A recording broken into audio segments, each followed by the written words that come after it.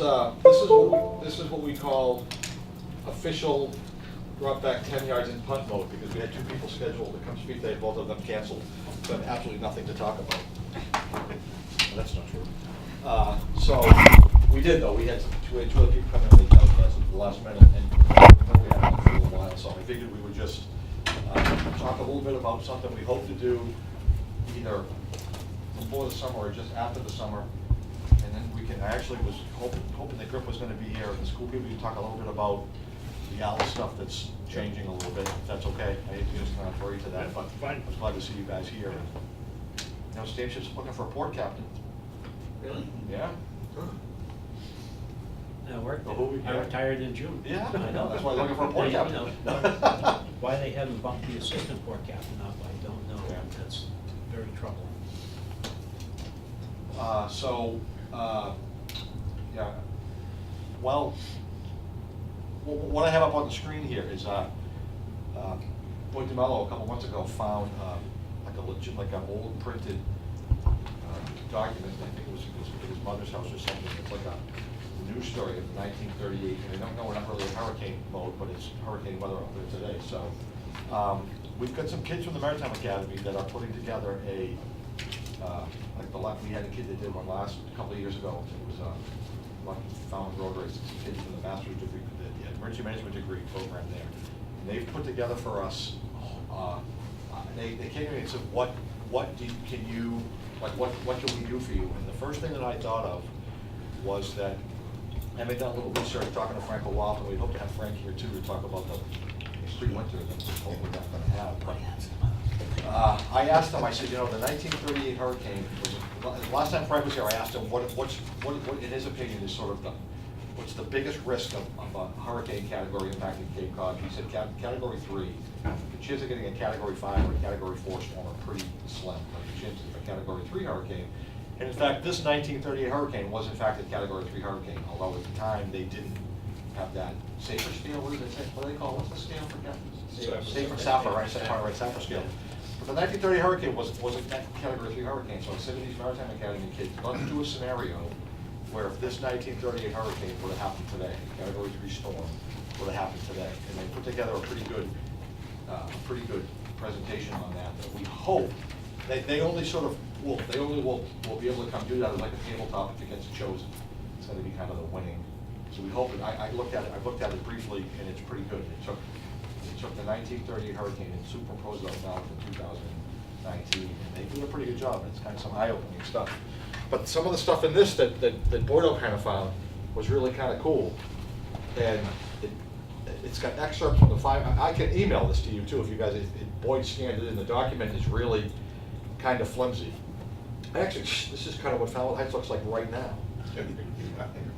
But legit, you know, this was 1938, and so I'm curious to see what these kids, like with the data that they can produce, and I hope they're able to come here in front of us and do that as a tabletop. But I just thought this was cool.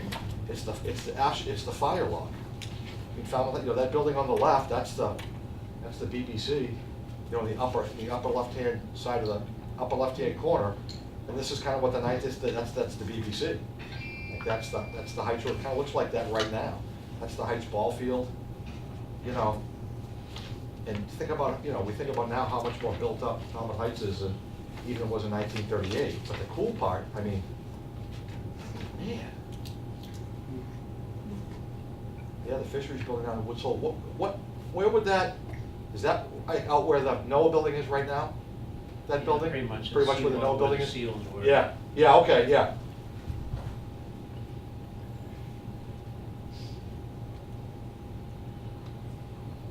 And I can, you know, I'll scroll through some of these, but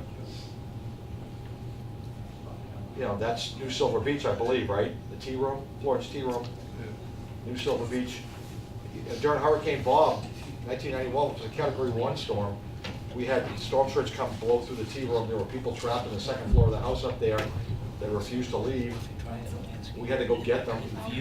That was a Category 1 storm. New Silver Beach was probably a 10th built up as it is right now. But then, that the old supply building before and after. You might want to go back to Mitch. I can scroll. Okay. But if I go to, this is where you might need the IT guy. That's what you are. No, I'm not. Fit with. Is that better? Yep. Yeah. Is that better? Yeah. You'll just have to scroll each page Okay. if you want to see more, that's all. And then click through the slides and that's active if you want. Is that better? Don't leave. Don't leave. No. This is not good. IT is not That's where that's That's the the NOAA, fisheries. right? Yep. That's the fisheries? Jetty off the NOAA building there? Yeah.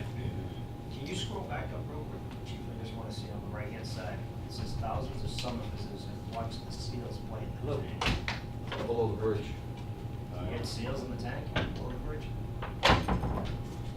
It's on the internet, it must be true. No, it was like a steel bridge that went out there. Yeah. Yeah. They had seals in there, huh? Wow. Wonder if they were still there after the storm. Escaped the asylum, yeah.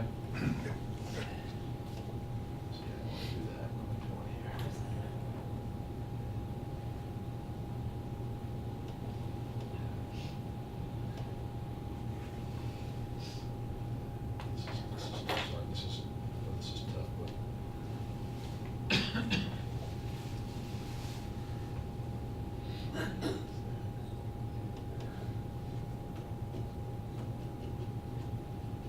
Yeah, quarry building.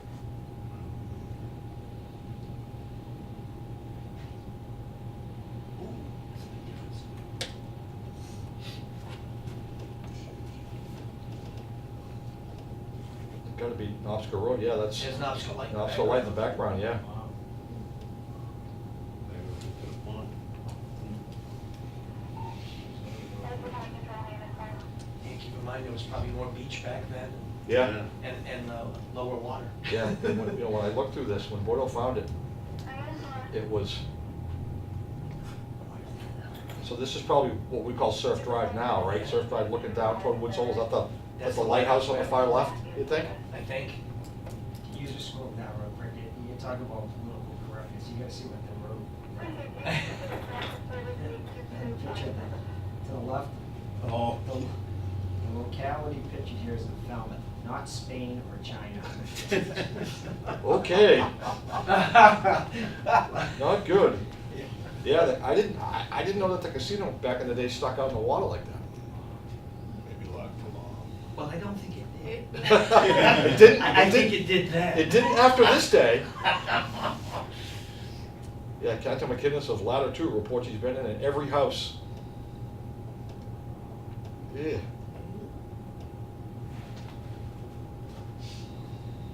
He actually did a pretty good job of documenting. Yeah, I'd never seen a lot of these before. It was really cool.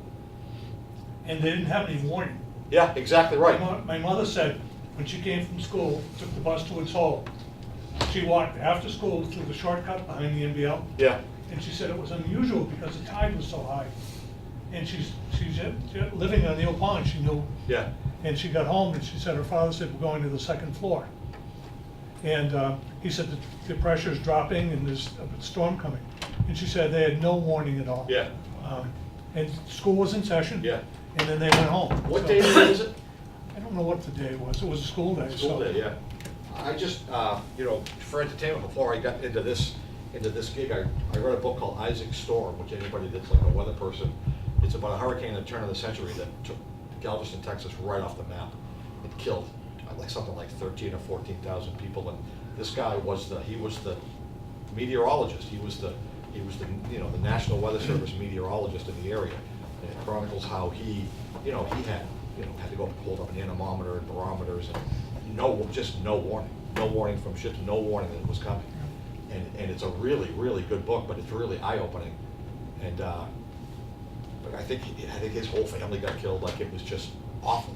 The entire city of Galveston just swept it away with, like you said, they just no warning. No. And actually, I think there was a story in Rhode Island where the kids were returning home and there was a Yes. causeway and the bus driver tried making it across the causeway Yeah. and the bus got washed out. Yeah. But Chatham Cruise Mutual Aid to Falmouth to help with this. You see, but the cool part, the thing that really struck me, if we can find it.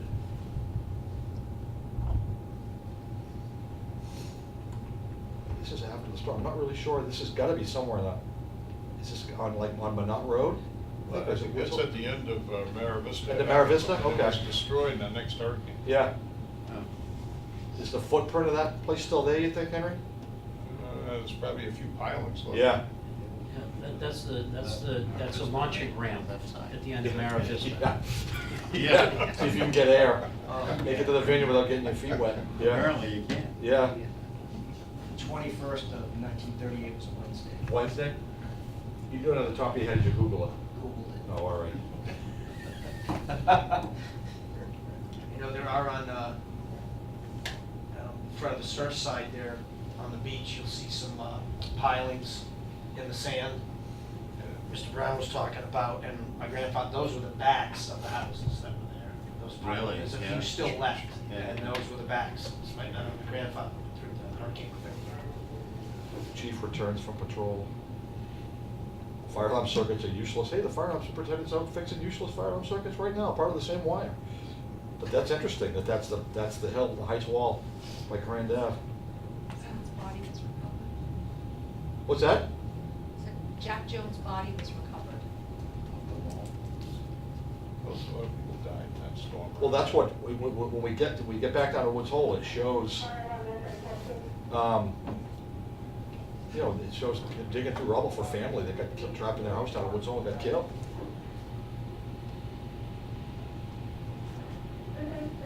I think that house is, at least part of it's still there, right? Yeah. Just before Oyster Pond, if you're coming from here, built up now, but, You should see if your library or historical commission has something like this. They might be interested. yeah.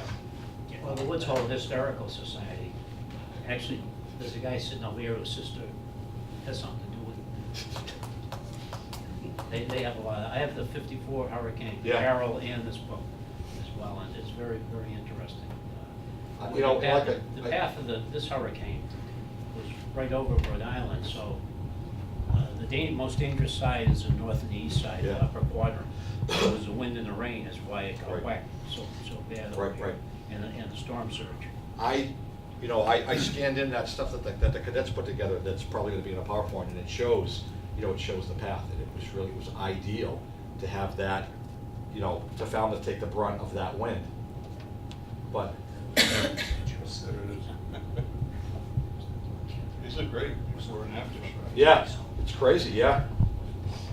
Minot Beach, and now, I mean, where the phone poles are, that might be where the road was that is just got replaced. You know what I mean? So look how much beach there is now as opposed to how much beach is there. The old Minot Bridge is gonna be close to being underwater pretty soon. And that road only got moved like maybe 10 years ago or 15 years ago that got Yeah. moved in. It wasn't too long ago. Didn't the fire department lose an engine in the 38 hurricane down in West Falmouth? I don't know. It's a good question.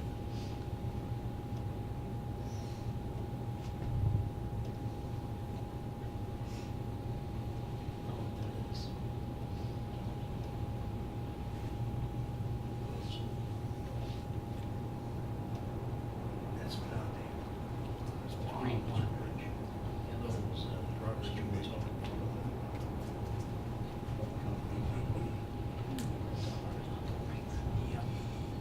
It just,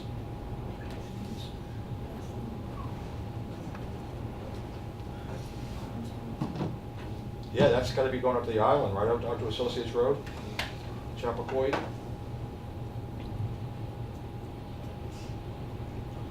Probably where the bridge is now, you think? Like where the, Looks like like it. that, yeah.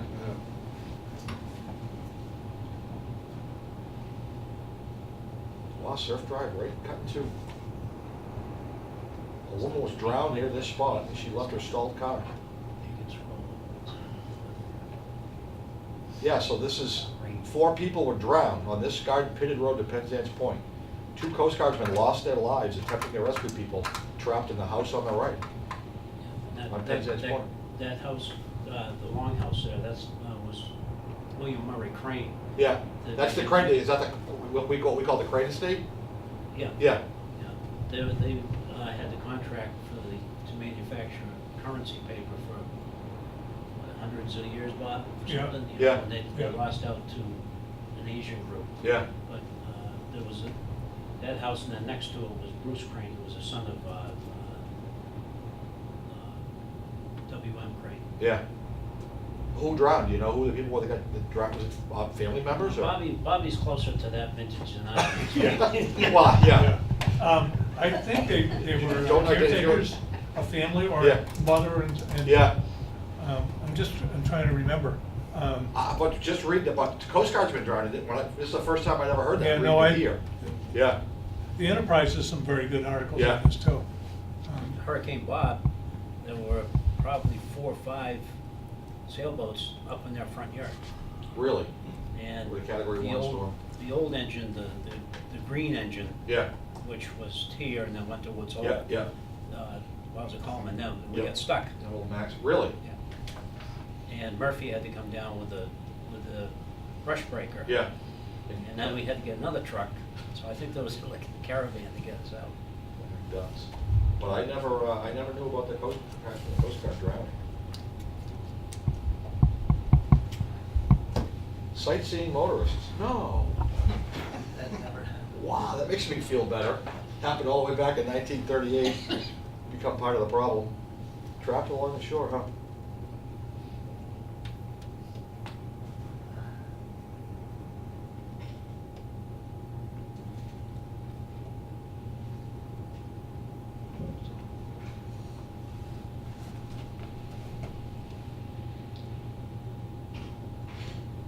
Huh.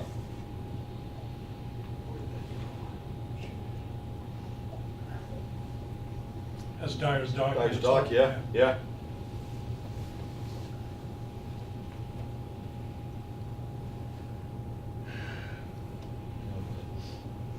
I apologize, I want to scroll like this, but this thing's getting smarter than me, so.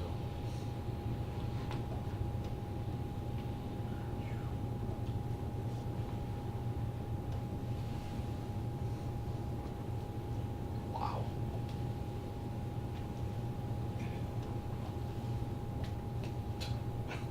Well, Jack gets a do-over. So anyway, this is really all, you know, and I think these are people, and this is where they're, I think the caption for this was, they're looking for, if I can read it.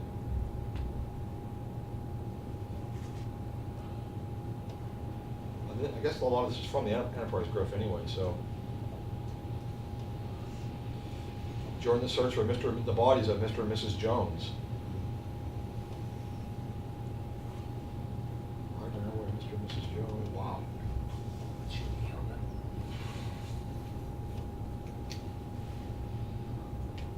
So anyway, this is just what the 1938 hurricane looked like in 1938. So I'm hopeful, you know, and I'd be happy if we can email this thing out to the group. It's pretty cool to read. I'm hopeful that these kids from the Maritime Academy are able to come and sort of present their updated version, because if you think about what we see here, you know, this is what a Category 3 storm with fatalities, and you know, their scenario, I briefly went to office, it's Labor Day weekend, there's 100,000 people in town. They show the inundation maps, which I know we've talked about before. They blow me away. That show the potential that Route 28 in East Falmouth could be closed from impassable because of storm surge, which you think is, you know, to me, it's mind-boggling. And then the other sort of thing that they throw into this too is, obviously, you know, the bridges will be closed. I think it's 75 miles an hour. The bridges are closed. So we hope, so that's hopefully what we're going to be. Hopefully it'll be before hurricane season, and hopefully theirs gets picked. But I just wanted to sort of demonstrate to everybody. I mean, my dad lived by the canal in Sagamore, and there was a house. There's a famous picture of it that washed up against the bridge above it's there, and he remembers that being a kid, being able to walk down there, and there were people drowned in there that washed down the canal from God knows where. So hopefully they'll be able to get theirs picked, and be able to get in front of us, and we can do a full-on tabletop. They throw in some road closures and bridge closures, and the fact that the fire department, after 70 miles an hour, we're not responding. So hopefully that'll be the case. Chief, if it doesn't get picked, is the data there anyway? I mean, is Yeah, it I think available so. where we could, I think so. I don't you think know, it's. even if they don't get to do the presentation, Yeah, we could at least. I think so. Next time we have a conversation with them, they came in, when Kim was up, they came in and we talked. But their timeframe was kind of fluid. I know that the region, we had some kids come down and do one last year too from the Maritime Academy. The kid that did Tom Walzer was his name, the kid that did the one in here about the thunderstorm and the road race was pretty cool. It was pretty eye-opening. You know, I still struggle a little bit with the starting line of the road race on an August day. What do we do for something simple as a thunderstorm? You've got a better idea than we've ever had, but it's still not great in my mind. It's still something that we're working with the road race on, so. So you've got to think, what would a Category 3 hurricane under the same conditions do to Falmouth today? You know, I mean, that was. Yeah, right, a lot of their data has got what the storm surge was, has got how much of Woods Hole was inundated by water. You know, where would they be now? Where would you be now with the labor, so Griff said it was probably after the school year had started, so maybe a lot of the tourists had been. Like September Yeah, 21st or yeah. something like that. But so that but if this happens, they did on Labor Day weekend or a weekend before, when the place is packed with people, what do you do when Route 28A, which is one of our alternate ways out of town, is flooded? And, the flood inundation map, to me, if you ever get a chance, you can just Google it, if you can look, it's crazy, it's crazy.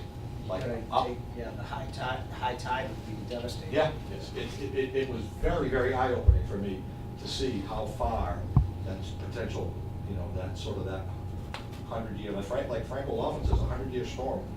You could have a 100-year storm and then the next year you can have a 100-year storm. Like, it doesn't mean you get one in 100 years and the clock resets. Yeah. But really, when I got the chief job, I started looking at that stuff and I'm like, wow, like, the potential for literally like Route 28 in East Falmouth to be washed over and closed, and what do? You talk to an insurance actuary, which is interesting in the emergency management business, people, you talk about a 100-year or 500-year storm or flood zone, and an actuary would tell you that it's a designation, not a statistic. Right. Meaning that Right. you're absolutely Right. right. That, the statistic aspects behind it, say this is the ferocity of a storm of that level, but that doesn't mean you couldn't have two in a row. Right, yeah. Chances are Yeah. few in between, but it's possible. This and the pictures that they got of this, documentation of a lot of it before and after stuff was mind-boggling to me. So, I mean, if you think about, besides the loss of life and private individuals, a lot of the infrastructure, especially at Falmouth, is still well within that zone. oh, sure it is. You know, It sure is. some of the major infrastructure. Yeah. is, Yeah, think about it, we've had some conversations with the guys from MBL about where are you gonna put your students? When the shelter's full, that's one of the throw-ins, we don't wanna give too much of it away, but we said this, Falmouth's opened their shelter in preparation for this big storm, but it's full. What do you do? When the nursing homes are trying to evacuate? They have to have, each licensed medical facility has to have designated plan, but they're gonna be looking to us for help. So, Griff, can you guys talk a little Yeah, bit about, okay. and I may have at one point even have, Dave Massey or somebody actually talk a little bit. I'm glad to see you guys here because I wanted to talk about this anyway. I know it's been, you just spitball is good. Yeah, I don't really have any. Yeah, well, it might have a dead battery now, it's So my we- lovely machine, so. Pat Murphy, school admin, and as you know, this is impromptu. But we Yeah. actually, those two actually know what they're talking about. So I'm going to facilitate this. The school department has been working really hard about improving all of our plans and procedures and ability to respond to emergencies of any type, and document those in our comprehensive emergency management plan. The two improvements that have been front and center over the last few months or year have been ALICE procedures that we are beginning to train our adults on, our adult staff on in the schools. And I'm going to ask Griff to talk to that, and then psychological first aid and what that means for the schools, and I'm gonna ask Susie to speak to that. So, is that enough Yeah. setup? Yeah. All right. All right, Alice is a program that was started in Texas, and about 30% of the schools are using it. And it's alert, lockdown, inform, counter, and evacuate. It really is dependent on information. And information, where's the shooter? Can we get out? So these things don't follow in sequence. You may evacuate first. If you know that the shooter at Lawrence School is in the gym and you're in the East Wing, you may be able to get out. And what we've been doing is training the teachers about ways to counter. Each school now has had an update on Alice to what the program is and the philosophy behind it. Now we're going around to the schools to talk to the teachers and staff. Everyone's involved. At first, we just trained teachers, and then we realized in many of the situations, custodians were the first ones in Sandy Hook in Connecticut. The custodian ran down the hallway alerting people, locking doors. And he saved I think lots of the lives. most recent one in Parkland was the same thing. Yep. Parkland, Florida, the first guy that encountered that kid was the custodian. Yep. Yeah. And so everybody's involved now, and everybody's involved in the training. This past Tuesday, we made sure we got everybody. We had a group of custodians, we had a group of teachers and other staff members at the high school as we went over what Alice is about. The next step is to train them on what to do. And we do drills. And one of the first drills is, okay, you're sitting in the classroom, you hear of a lockdown, everybody goes to the corner. And then what happens if the shooter gets in? And we use a Nerf gun to go in and say, you're all in the corner, this is pretty easy. So we're trying to alleviate that with other methods. And some of the methods are, if you know where the shooter is, if you've got a good information, then you can evacuate. You may have to put desks against the door. You may have to put in, for example, those hinges on the door, the closer, put a belt around that so it doesn't open. Things like that to counter a person trying to get in the room. The other thing is, what do you do when everything else fails? And you can't get out, the person's made an entrance into the room, and you counter by throwing anything you can at them. We use tennis balls, and Ryan Hertko went off the nose the other day. He was still stinging a bit from that. But when the shooter comes in, when somebody has a handgun or something like that, it takes real presence to shoot it and be accurate with it. It's not that easy. When there's somebody throwing things at you, it's much more difficult. And that would buy time for police responses to get there. So the ALICE program is one that we've adopted. The teachers are all being trained in it, and eventually we'll perhaps do some more training with students, and it will be age appropriate.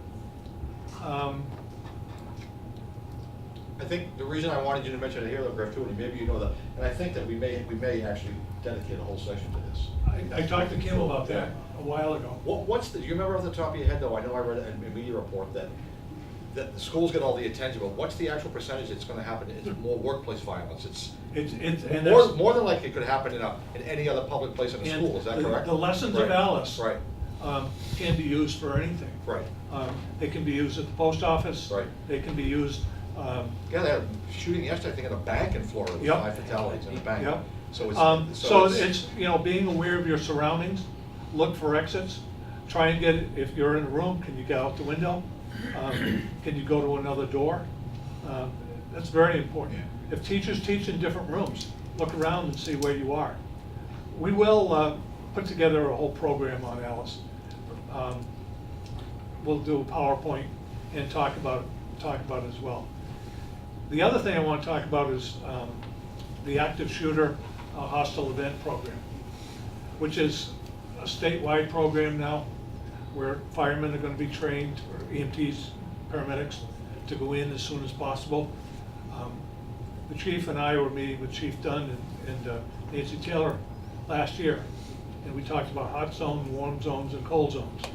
And the chief mentioned the fact in the warm zone, and trying to get people in with proper equipment to start the first aid. One of the saddest things I heard was the police chief from Newtown, Connecticut said, when he went in, he was one of the first ones to get called there, and he literally had to step over bodies because he was going to the shooter. And he said little kids were looking at him, up at him. And those kids bled out. The ones who were seriously wounded never made it because they bled out quickly. We've trained the school nurses and stopped the bleed. Craig O'Malley came over and did a whole session with the school nurses. We're going to extend that program as well. In the school nurse's office, we have the right equipment for that, and they've taken an active role in that. And the next thing, Susie's going to talk about psychological first aid. You deal with the event, and then what happens after. We're doing reunification drills with the schools once the event is going on, to get the kids out of there and get them to a relocation point. And we do drills so that we know what happens when parents come. How do we handle them? What are the logistics at the relocation sites? So we've tried to be aware of this whole process and update it in our comprehensive emergency plan. The update this year for the comprehensive plan that was most extensive was the psychological first aid. Now, Susie, talk about that. So psychological first aid is something that can be implemented in the immediate aftermath of a crisis or tragedy that any individual, child, family experiences. So it's what happens after an event and after a situation is contained, after the emergency personnel, et cetera, take care of their responsibilities. And just to go back for a minute, over the past several years, Joanne Sykes, who's a school adjustment counselor, and also I recently received her master's degree in emergency management, began looking at the comprehensive emergency management plan and noticing a gap in what the psychological response was, what the response, the behavioral health response to students and families after an event would occur. So oftentimes you'd hear those on the news, you'd hear counselors will be available. Well, there was nothing written into the comprehensive emergency plan about how that would happen. So Joanne and Bob and myself began looking at at what point in the comprehensive emergency could we establish some protocols so that in the event of a crisis or a tragedy or that there would be some laid out plans on how those services would be offered. So in line with that, the protocols were put in place that in each building, when something were to happen that would need the psychological support for students once situations were contained, someone in each building would be the behavioral health or the psychological team leader, and that person would determine within their building if they had the capacity to meet the psychological needs of the students or the families that were there at the moment. And if that team leader felt as if they needed additional supports, they would reach out to the other psychological team members from other buildings. Usually those are school counselors, psychologists, but we've also had some other teachers' assistants or vice principals, et cetera, that have participated in it. So that's part of the protocol. You determine if you can manage the psychological needs of the students in your building yourselves. If not, you reach out to the other members in the district, and then beyond that, if the psychological needs are beyond that, they would then reach out to the community partner found with Human Services, and me and my staff would go to wherever the situation was and provide support and to those that were experiencing some distress over the event.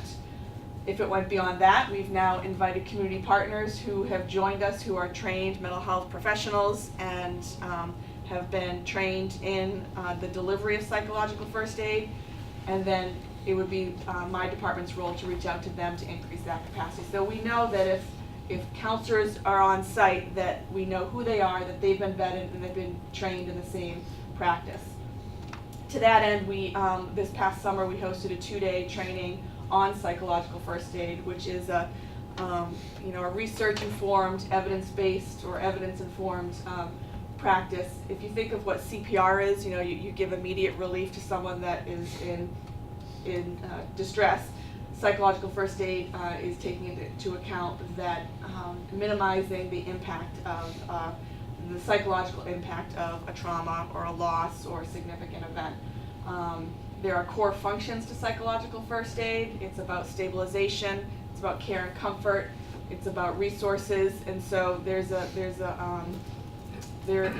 an approach to dispatching psychological first aid responders to an event, communicating what is known about the situation, what is the message that is being received, and then being easily identified as support people. So the psychological first aid team now has vests that were purchased, so if an event were to happen and multiple people would need to be called on site in the aftermath, again, this is after things are contained and stable, those support people would be easily identified.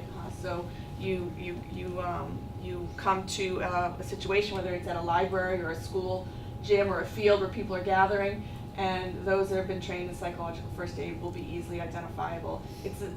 Some of the tasks are as simple as having water and having places for people to sit down and being able to identify who maybe is exhibiting some psychological distress, maybe needs some stabilization, maybe needs to be referred to some more professional services, and then the follow-up to about having local community resources available immediately for ongoing support.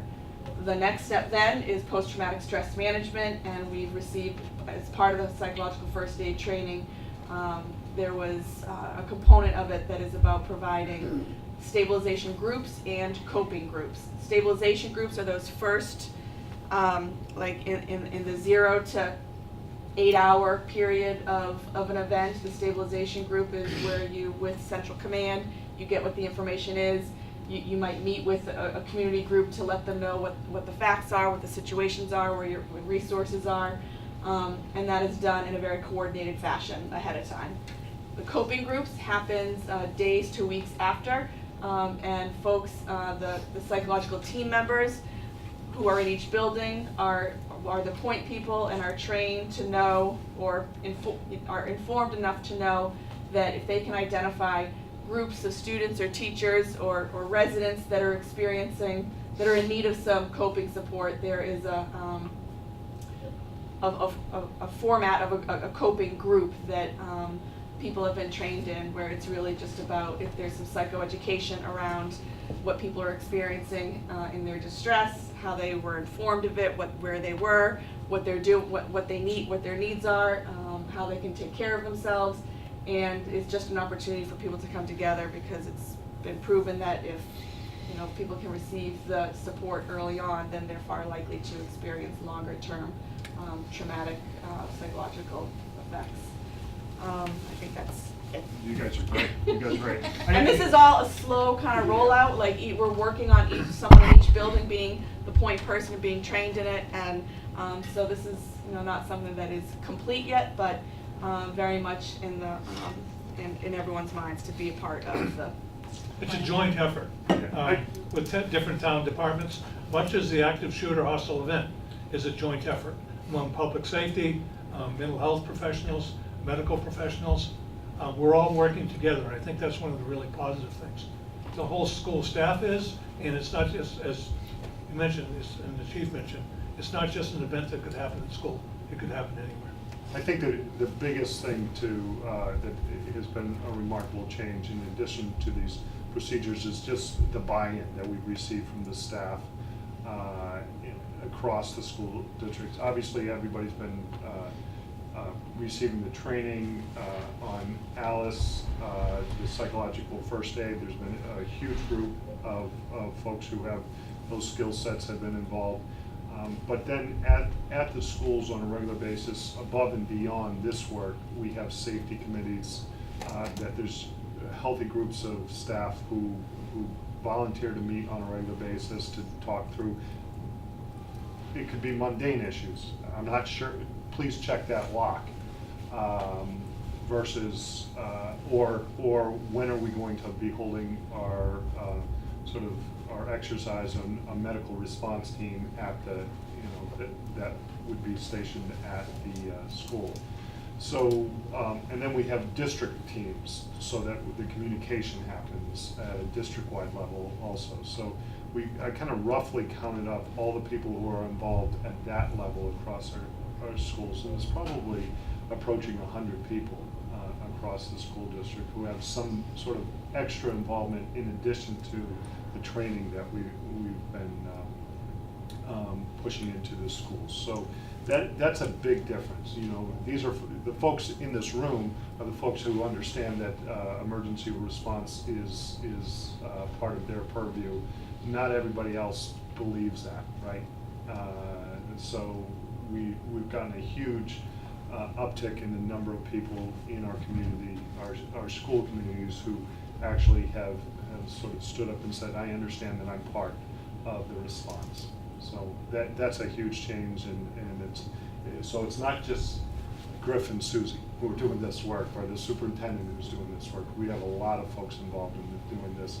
And the final thing, I know the superintendent would want me to reiterate, everything that we do in the training with adults before we roll it out to kids, we're hyper sensitive to the impact on our children. So, we are very cautious about rolling out any drills or any training to children. To date, any of the ALICE training has really just been done with adults. But on the other side of this, kids have been, who have graduated over the last couple of years, have had some form of intruder drill their entire career. This is just an iteration on intruder drills. So they've grown up with intruder drills. It may seem foreign to some of us who this is just something that's happened within the last 10 or 15 years. Unfortunately, young people have been dealing with this. Any questions? No, thank you, that was perfect. I'm sorry to put you on the spot like that, but yeah, no, I appreciate it. They're good, aren't We, they? we need to sort of, we can even talk about dedicating a whole session of this to Asher and Alice. So Alice, the Asher that Griff talks about is active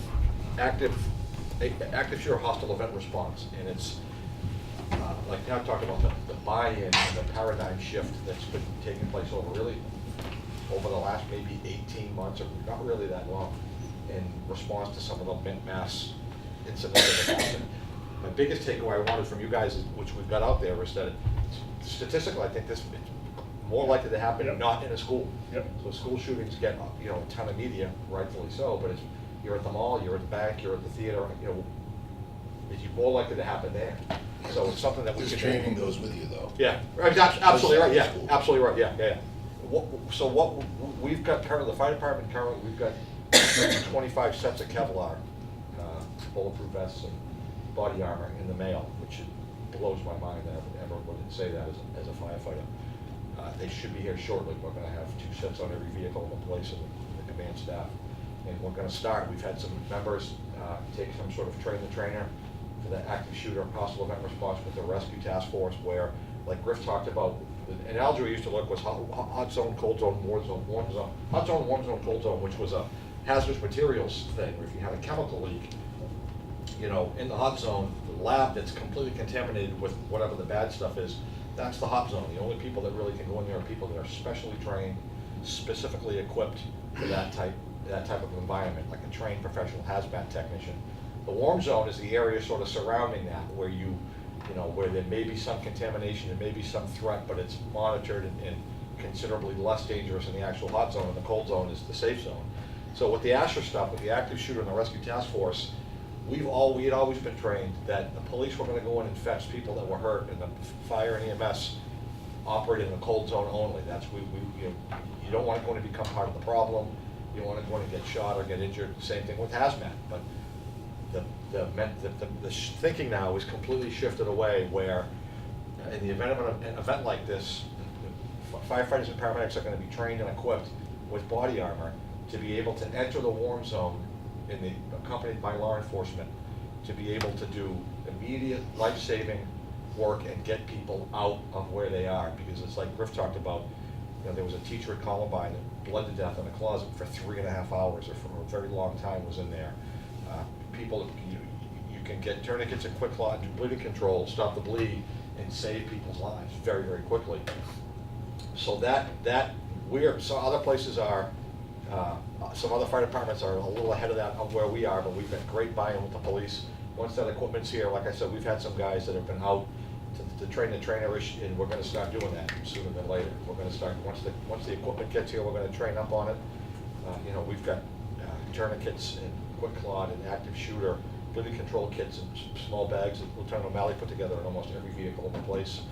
And then we're gonna get together with the Falmouth Police, and then, you know, the buy-in, like Pat talked about, the professional firefighters in Massachusetts, the International Association of Firefighters is completely behind this, completely, which, you know, for a long time, it was not my, you know, I didn't sign up to get shot at, but it's just the world we're in right now. And so we're very close to being able to be up to speed on that. It's gonna take a little while, but maybe, you know, we can talk where we are maybe in May or early on in the next cycle. I know we like to talk about hurricanes in the fall, but, and we can just sort of do dedicate a whole session to Asher and Alice. I know there's a couple of PD guys, Dave Massey, I think, that did some training the other day, public training, have them come in and talk and open up to the public, because it's like you said, you take it with you everywhere. It's a situational awareness thing, you take with it everywhere you go. It's more likely to happen here at the mall. And when the kids get it, you get the staff, you put a lot of people out in the community Right. that Yeah. will know it. Yeah. In malls Yeah. and when they're there. And as the kids learn it, they're gonna take it. Right, too, yeah. And eventually it'll spread. like Right. that. It's funny though that I read a pretty detailed report on the Parkland shooting, and it was a custodian that first encountered the kid. When you think about it, who's more likely to encounter somebody like in the lobby or on the school grounds than the custodial staff? It's mind-boggling, mind-boggling. So Chief, can I just marinize this a little bit, if you don't mind? Knock yourself The out. Domestic Passenger Association, or Domestic Passenger Fleet, are really having a hard time with this. The Woods Hole Martha's Vineyard Run is a vessel that can carry 1,200 passengers. Or a high-speed ferry in Hyannis can carry 400 passengers. Very small, very contained. And starting to do Alice training, Coast Guard's involved. The Coast Guard will not board a vessel, although they're training, but any of their assistants, like the MIST team, they're a long way away. You know, it's gonna be over in like 3 to 5 minutes. Yeah. And so, a lot of waterborne entities are, how do we deal with that? Because it's not gonna happen while it's at the dock generally. It's gonna happen somewhere halfway between Hyannis and Nantucket, Vineyard and Woods Hole, or between Staten Island and Lower Manhattan. So there's a lot of Interesting awareness point, yeah. out there, and where, you know, the domestic passenger group are gonna be looking for infrastructure for response, whether it be SWAT teams or training, I think it's DY, the local SWAT team. Yeah. You know, they're training, going on boarding with the sheriff's department, where they're both, Yeah. they almost lost a guy.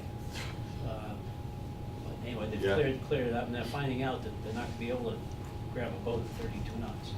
Right.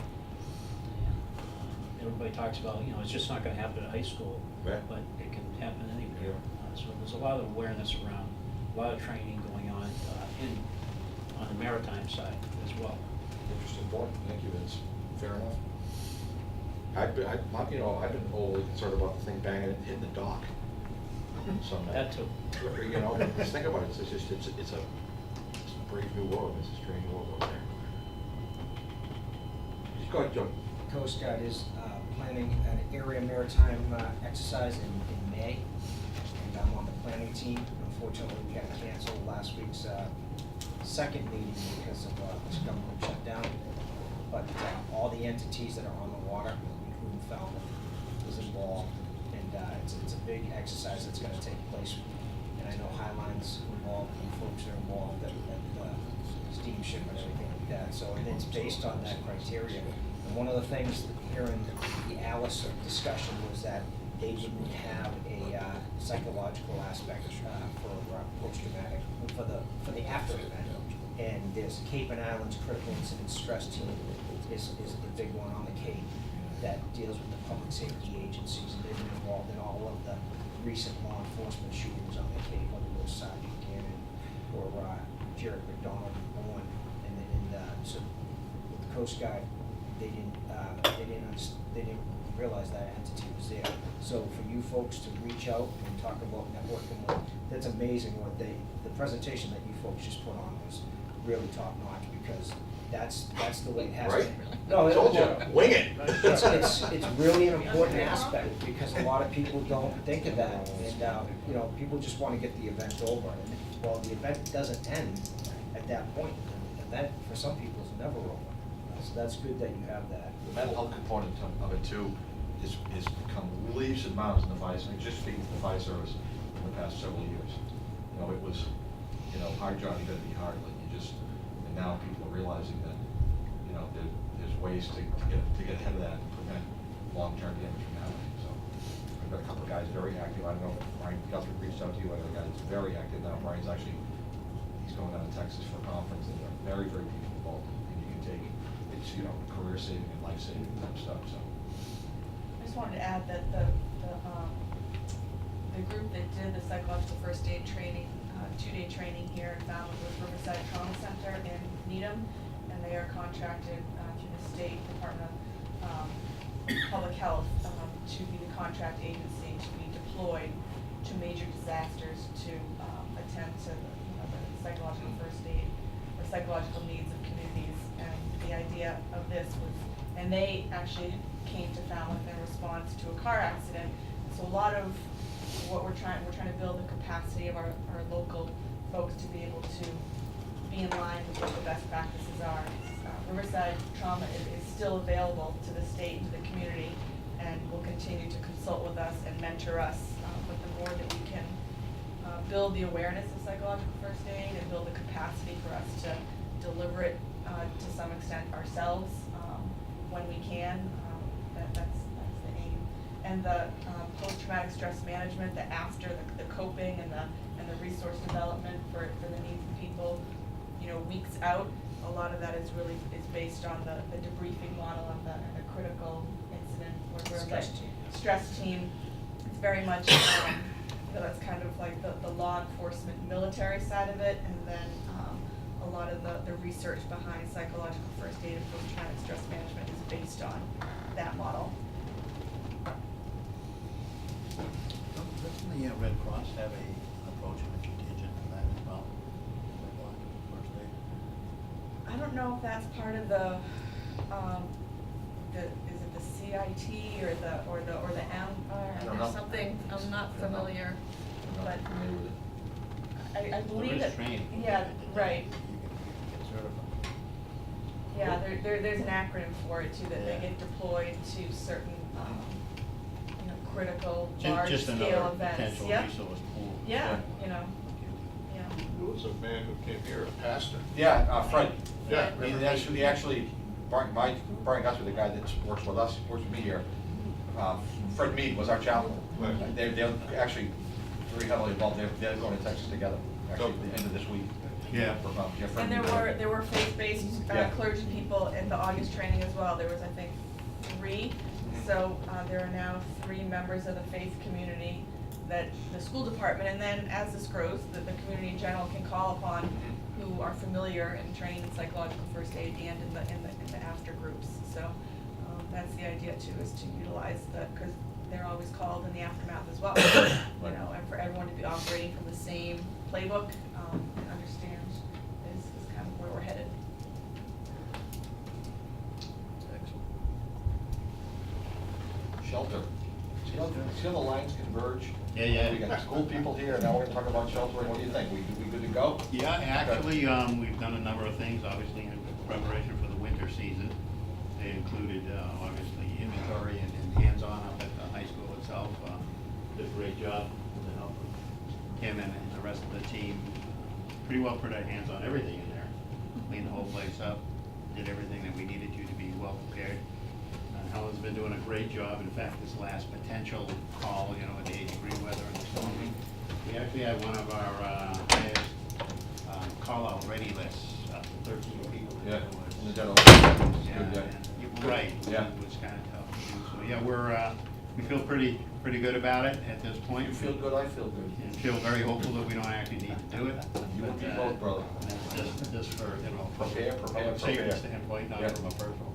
So, yeah, we're doing, and Helen's already, she'll publish to Kim and the rest, our 2018 roster list, what we did, where we were. We'll probably post that on the national site too, but we already got, how many scheduled events for next year? Yeah. Four already. So we'll keep that in the loop, you know, as far as public outreach or Yeah. or the normal things. Looking pretty good so far. Anybody else? Anybody get any? Phil, Steve? I have one question there Sure. that I wanted to bring up. During the 911 emergency that Yeah. went on, where there wasn't any communications, the message that I received through the recorded message was that use your local 10-digit Right. emergency number. I noticed that we don't have that published anywhere. Okay. In the communication, Yeah. that. It's funny, that's a really good point, well, look at that, you try to push 911, you want everybody to call 911, so those backup numbers kind of fall by the wayside. And then when 911 goes, huh, So our department. Yeah. Our department's now publishing. yeah, really? How are they doing that? Like just, Direct, we have control. yeah. You know Yeah, how we no, do that's it. that's an interesting, that's a fair point, yeah, an interesting point. Yeah, I didn't know what the police number was. I It's didn't changed. either. I know the fire number is unchanged. My thoughts are putting it on the Yeah. magnet and things Yeah, like that. yeah, excellent point. You know, the both of you are so right on the mark, even from the general population of people I've talked to. It's like anything else, if you ask somebody what, you know, your wife's phone number, your home Yeah, phone number, yeah. nobody knows, right? Yeah, my wife They just just go dial and one, yeah. or hit home, you know? Yeah, And I have also heard from a number of sources that, gee, you know, I wouldn't know how to call the fire department. Yeah. You know, I never have, because we pretty well directed society into 911. Yeah. So, you know, you're in that gray area because, you know, when we went to 911 and even when we transitioned down to the communication center, down to the police station now, you know, we get a lot of emergency calls from old timers on 548-2323. And, you know, my chest only hurts a little bit, so I'm not gonna call 911, you know what I mean? Like, so legit, you know, like you know, there's just a little bit of smoke coming out of my basement, so I don't wanna call 911, I just wanna call 548-2323. So and those numbers are out there. I would imagine, I mean, we don't have the great, I imagine they still get emergency calls down there on 2323 on the old police backup. Yeah, it's still Yeah. maintained for the alarm companies. Yeah. the Bob, is alarm he numbers talking too, about, right, Bobby, yeah. is he talking about me, you, and Phil, old timers? No, I'm looking at the desk one behind you, no, sorry, I'm looking right through you, sorry. No, we actually, when we had the 911 problem, it didn't really affect our area. But the chief Fortunately, directed yeah. me to go down to the communications center right away. Yeah, And the 548-2323 is still maintained for the fire alarm companies to call in the telephone alarms, so we still maintain that. And then immediately we put it out on social media, Yeah. on the Facebook page, Twitter, on the yeah. LEPC page. Yeah. I mean, we try to get the stuff out because a lot of people seem to be following that, but we still have that gap. but if you're right though, Phil, it probably wouldn't hurt all that You know. time to say, you know, in the event of, this is the backup emergency number, yeah. So it's found out when the person's making a message. Yeah, yeah. And they still do the 1212, right? Yeah. That's Police still. do? I don't know. No, I don't think they direct you somewhere. are those recorded lines? Yeah, they were. Yes, they're still, They they were go recorded, but direct there's into no, the but there's no communications. CI, there's no alley or anything, which is the automatic locator. Right, So right. there's, that's No, the, obviously. and there's no emergency medical dispatch or anything like that, it's just a. That's what they said, That's the right line, DSAP right. is. Yeah. The only reason why I ask that is even a lot of your doctor's offices and your non-emergency kind of lines have that primary number. Yeah. You know, that starts out with, if this is an emergency. Yeah, that's right. emergency, please hang up and dial 911. Yeah. Because that is what happens. Yeah. You'll, you know, get the interim people that, and I guess that is a potential problem. Yeah. If No, you have so that's not a business line call, Yeah. that's straight into the communications center. Right. But like the chief said, we don't promote that because you're not gonna get through county. Yeah, you don't get You're it. not gonna have a latitude and longitude, you're not gonna have a location on the screen. So if you can't speak, or you're having trouble, we don't get any information. They can't send you back to the, county's not listening to take over the emergency medical dispatch. So 911 is the preferred way to go. You talk about old guys, I'm actually a 911 certified operator in the old days, when the first PSAPs came out. Hiring down there. Hey, you But looking the- for a job? No, maybe. But that's exactly what happened in the transition, but that's one of the, like, even in where I was back up in Douglas, they started to take those lines and start with that, Yeah. that recorded message. If this is an emergency, hang out, because of that reason, that you don't get any location data from it. So there is texting 911. There is now. In this There is now. area. Just started, yeah. Yeah. Yeah.